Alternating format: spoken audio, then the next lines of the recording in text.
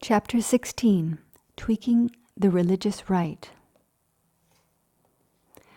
As the furor over the Stamp Act was cooling down, the Jesuits of Maryland and Pennsylvania discovered that the Director of Catholic Operations in the British colonies, Bishop Richard Cholloner, had asked Rome to ordain an American bishop. The American Jesuits disliked the idea. Father Ferdinand Steinmeier, alias Farmer, of New York, cautioned Bishop Cholloner, "It is incredible how hateful to non-Catholics in all parts of America is the very name of bishop." Still, in Cholloner's view, an American bishop would establish better order in the colonies, restore discipline, and make it possible for colonial Catholics to be confirmed. Steinmeier and his American brethren strenuously opposed the idea on grounds that it would only make life among Protestants more difficult for Catholics. They collected lay support for their views and asked Cholloner himself to forward the protest to Rome, which he declined to do, leaving it to the Jesuits to state their own case. Rome never replied to Cholloner's petition for an American bishop. The bishop later discovered that the petition, made in a letter to Cardinal Spinelli and entered into the post in 1764, never left England. In Bishop Cholloner's words, "It was opened and stopped on this side of the water." Whoever opened Cholloner's letter must have passed its contents on to the Church of England, for no sooner had Cholloner posted his letter than the Anglican Bishop of London, who had thus far been content to rule his American subjects from London, asked the British Cabinet to permit the Church of England to create an American bishop to attend the shepherdless flock in the colonies.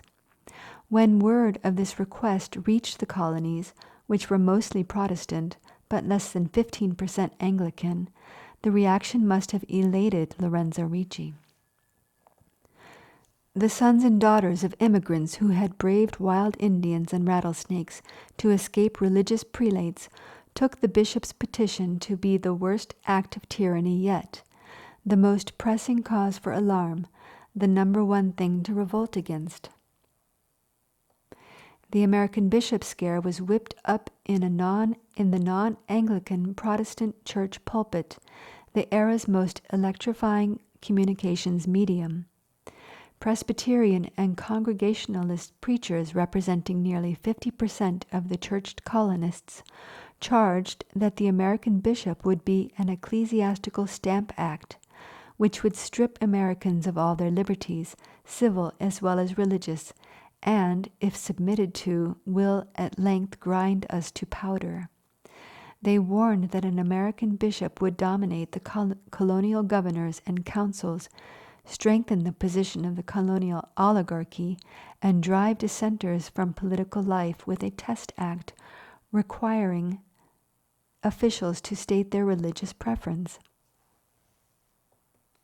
Having brought the colonial governments under his control, the American bishop would then establish the Church of Rome in all the colonies and impose taxes for the support of its hierarchy. A letter in the New York Gazette, or Weekly Postboy, for March 14, 1768, charged that an American bishop would introduce a system of episcopal palaces, of pontifical revenues, of spiritual courts, and all the pomp and grandeur, luxury, and regalia of an American Lambeth. Lambeth Palace being the residence of the Archbishop of Canterbury, head of all England after the royal family. An American bishop would transform Americans into a people compelled to fall upon their knees in the streets and adore the papal mitre as the apostolic tyrant rides by in his gilded equipage.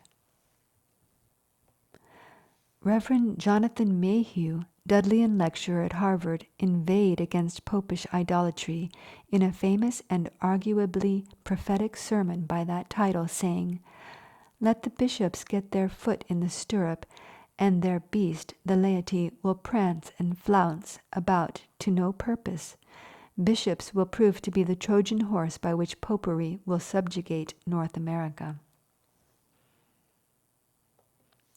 the American bishop scare did more to foment the colonists to revolt and eventually raised more soldiery than all the tyrannical writs and tax schemes combined. Immediately it created permanent committees of correspondence, an intercolonial organization of churches, and a society of dissenters based in New York.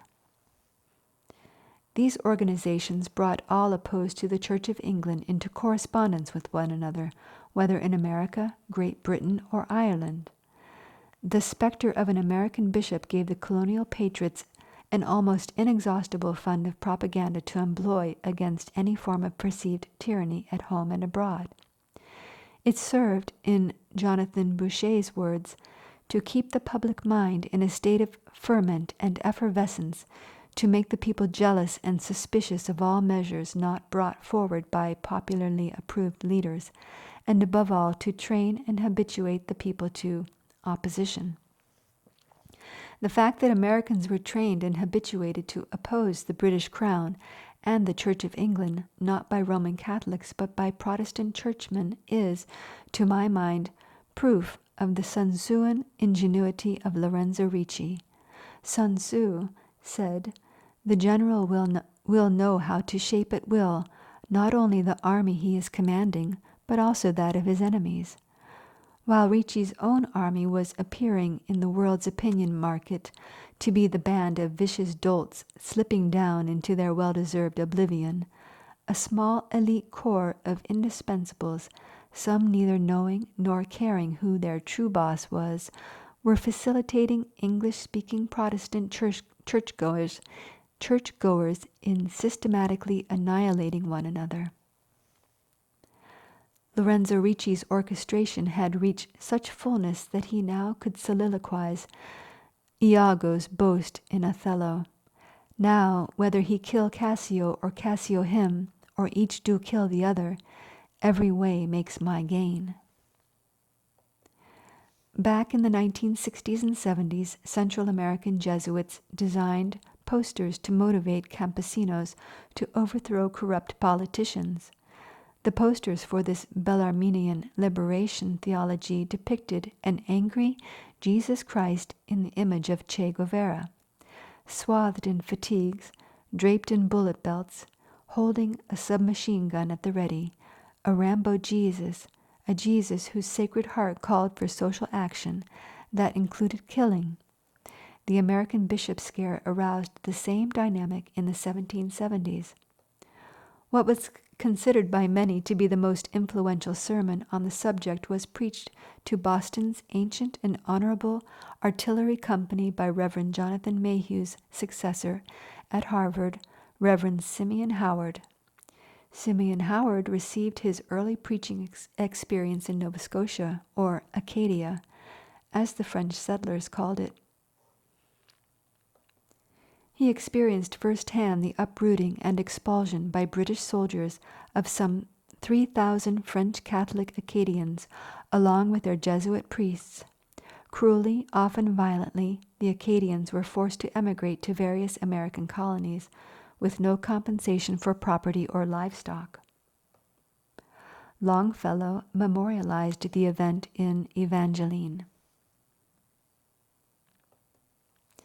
With a casuistry that would have delighted Cardinal Bellarmine, Reverend Howard's famous artillery company sermon openly advocated the use of violence against a political tyrant. Our duty to defend personal liberty and property, he argued, is stated in Scripture at Galatians 5:1. Stand fast, therefore, in the liberty wherewith Christ hath made us free.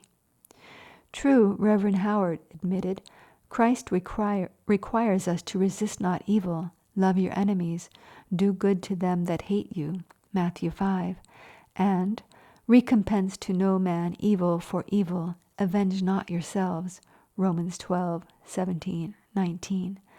But these precepts apply only to cases of small injuries, Howard said, not large ones such as tyranny. Nor, said Reverend Howard, should we fully accept Christ's commandments on property. Love not the world, nor the things that are in the world, John 2:5, and lay not up for yourselves treasures on earth, Matthew 6:19, and give to him that asketh thee, and from him that would borrow of thee, turn not thou away, Matthew 5:42. Such precepts as these, Reverend Howard said, are indefinite expressions which we have a right to limit. Now, the defensive application of lethal force is reasonable and noble and patriotic, but it is not recommended by Jesus Christ. The Jesus of the Scriptures cautions that life by the sword means death by the sword. It is Rome, not Jesus, that commands the use of lethal force. Rome, whose natural law society was built on the willingness of the individual to risk his own life in killing to preserve the religious state. And it was Rome that Simeon Howard beseeched his audience to emulate. Rome, who rose to be mistress of the world by an army composed of men of property and worth.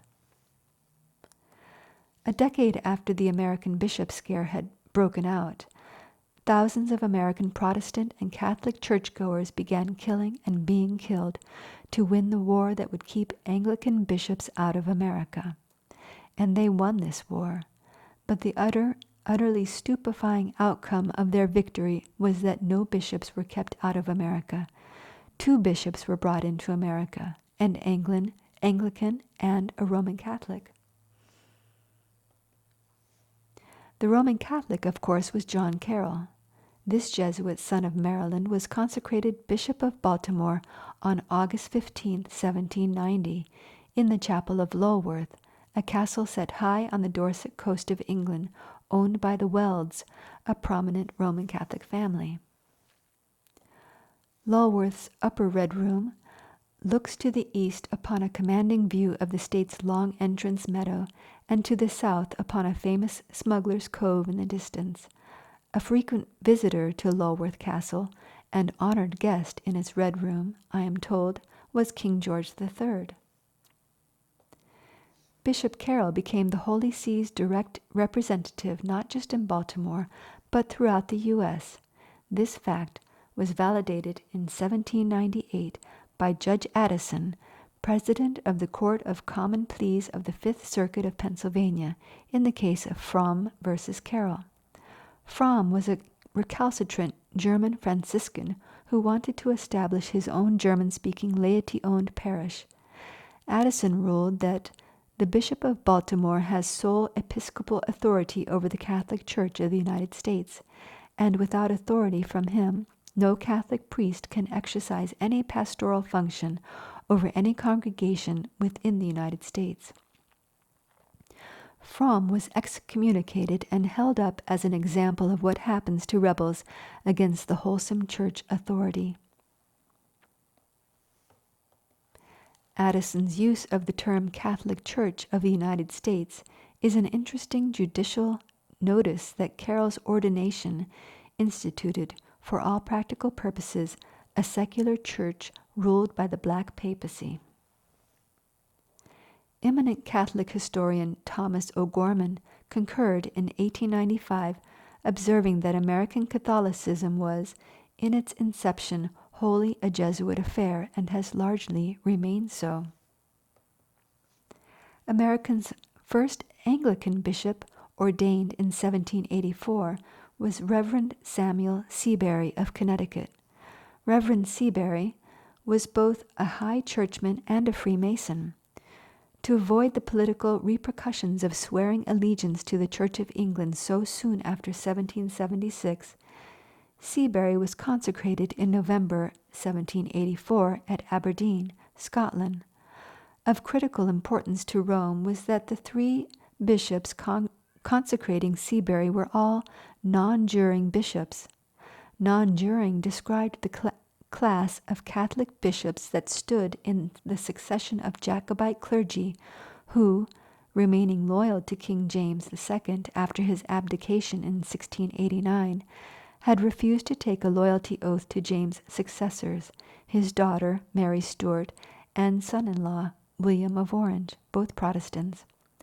America's first Protestant bishop, like his Roman Catholic counterpart, owed allegiance to Rome. This obscure fact is commemorated in one of London's most heavily trafficked and world-famous locations, the spacious grassy lawns on either side of the great stairway leading up to the National Portrait Gallery facing Trafalgar Square, are identical except for their bronze statuary, one piece alone placed at the center of each lawn. On the north lawn stands James II, crowned with imperial laurel, wearing the armor of Julius Caesar. An elderly British Jesuit with a passion for offbeat historical detail confided to me that James loved to go in Caesarean drag. On the south lawn stands the celebrated Houdon figure of George Washington, garbed in period attire, leaning for support on a huge bundle of rods from which projects the head of an axe, the fasces, ancient Roman emblem of legal authority. When Bishop Seabury united his episcopate with the other two Anglican communions in America in 1789, the Protestant Episcopal Church in the United States was born. George Washington was a member of this church. The London statuary are explaining the little-known historical fact that James II's Roman Catholic rulership of the English-speaking people was resumed in the first president of the constitutional United States of America. It is a tribute to the phenomenal generalate of Lorenzo Ricci. John Carroll spent his final years in Europe helping to develop Lorenzo Ricci's vision of a rebellion in America. He moved cautiously and often incognito. What few traces he left behind are quite revealing.